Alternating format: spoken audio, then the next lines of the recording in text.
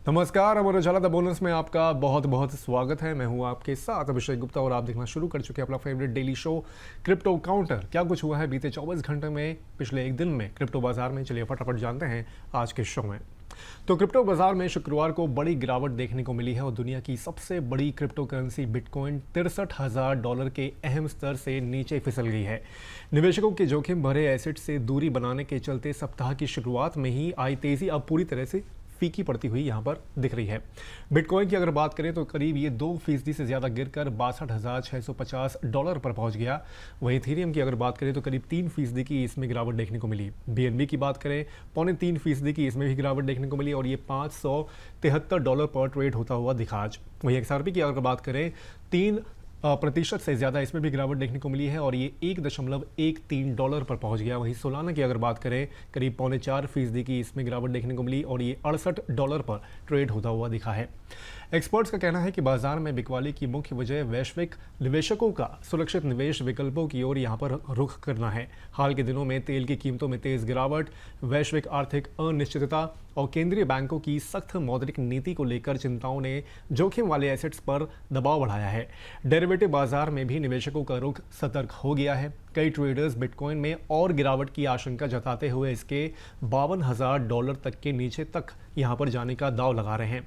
इससे संकेत मिलता है कि नियर टर्म में क्रिप्टो बाजार में उतार चढ़ाव बना रह सकता है। हालांकि कुछ एक्सपर्ट्स मानते हैं कि यदि वैश्विक जोखिम भावना सुधरती है तो बिटकॉइन दोबारा मजबूती यहाँ पर दिखा सकता है।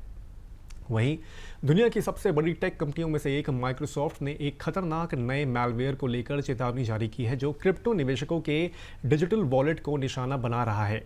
ये मैलवेयर इन्फेक्टेड यूएसबी ड्राइव के जरिए फैलता है और विंडोज़ कंप्यूटर में घुसकर यूजर्स की संवेदनशील क्रिप्टो जानकारी चुराने की क्षमता रखता है। माइक्रोसॉफ्ट के अनुसार इस मैलवेयर को ट्रोजन विन 32/क्रिप्टो बैंडिट्स नाम दिया गया है। ये एक क्रिप्टो क्लिपर की तरह काम करता है जो यूजर के कंप्यूटर के क्लिपबोर्ड पर नजर रखता है। जैसे ही कोई व्यक्ति अपने क्रिप्टो वॉलेट की प्राइवेट की, सीड फ्रेज या किसी दूसरे वॉलेट का एड्रेस कॉपी करता है, मैलवेयर उस जानकारी को यहाँ पर चुरा लेता है। इतना ही नहीं, अगर यूज़र किसी को क्रिप्टो भेजने के लिए वॉलेट एड्रेस कॉपी पेस्ट करता है तो ये चुपचाप असली एड्रेस को हैकर के वॉलेट एड्रेस से बदल देता है, जिससे फंड जो है वो सीधे साइबर अपराधियों के खाते में पहुँच सकता है। ये मैलवेयर फरवरी 2026 से यहाँ पर सक्रिय बताया जा रहा है और इन्फेक्टेड यूएसबी ड्राइव के जरिए अन्य कंप्यूटर्स में भी फैल सकता है। माइक्रोसॉफ्ट ने यूजर्स को सलाह दी है कि वे अनजान यूएसबी डिवाइस का इस्तेमाल करने से बचें, ऑटो रन फीचर यहाँ पर बंद रखें और सिस्टम में नियमित रूप से एंटीवायरस सिक्योरिटी अपडेट्स करते रहें। उधर दिग्गज एसेट मैनेजर फ्रैंकलिन टेम्पल्टन ने ऐसे ETF लॉन्च करने का प्रस्ताव दिया है जो निवेशकों को मिलने वाले कॉर्पोरेट डिविडेंड को सीधे बिटकॉइन में बदल देंगे। ये पारंपरिक निवेश और क्रिप्टो करेंसी के बीच की दूरी कम करने की दिशा में एक बड़ा कदम माना जा रहा है। प्रस्तावित फंड का ढांचा काफ़ी अनोखा है। ये ETF डिविडेंड देने वाले शेयर्स या अन्य इनकम जनरेट करने वाले सिक्योरिटीज़ में निवेश करेंगे।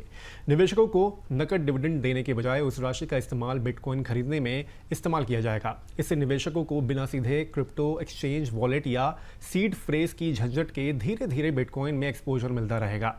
ये मॉडल नियमित रूप से बिटकॉइन खरीदने यानी कि डॉलर कॉस्ट एवरेजिंग DCA जैसी रणनीति पर भी काम करता है। बाजार एक्सपर्ट्स का मानना है कि ये कदम दिखाता है कि ट्रेडिशनल वित्तीय संस्थान अब बिटकॉइन को सिर्फ सट्टेबाजी वाली संपत्ति नहीं बल्कि एक लंबी अवधि के पोर्टफोलियो का हिस्सा मानने लगे हैं। हालांकि इन फंड्स को शुरू करने से पहले नियामकीय मंजूरी की ज़रूरत होगी। अगर मंजूरी मिलती है तो ये संस्थागत निवेशकों और आय आधारित निवेश रणनीति अपनाने वाले निवेशकों के लिए बिटकॉइन तक पहुंच का एक नया और आसान रास्ता खोल सकता है। उधर बिटकॉइन की कीमत पिछले 5 महीनों से उसकी औसत माइनिंग लागत से नीचे बनी हुई है, जिससे दुनिया भर के माइनर्स पर मुनाफे का यहाँ पर दबाव बढ़ गया है। कमजोर कमाई के चलते कई माइनिंग कंपनियां अपने बिटकॉइन भंडार बेचने को मजबूर हो रही हैं। इसी बीच बाजार की नजरें बिटकॉइन के सबसे बड़े कॉरपोरेट समर्थकों में से एक माइकल सेलर और उनकी कंपनी स्ट्रैटेजी पर टिकी हुई है। सेलर यहां पर लंबे समय से नेवर सेल बिटकॉइन की बात करते रहे हैं। रिपोर्ट के मुताबिक माइनर्स की बिकवाली बढ़ने के बावजूद सेलर बिटकॉइन पर लंबी अवधि के लिए बुलिश बने हुए हैं। उनकी कंपनी ने हाल के महीनों में लगातार बिटकॉइन खरीदने की रणनीति अपनाई है। हालांकि पहली बार स्ट्रैटेजी ने बिटकॉइन बेचकर STRC से जुड़े दायित्व पूरे किए और बाजार को यहां पर चौंका दिया।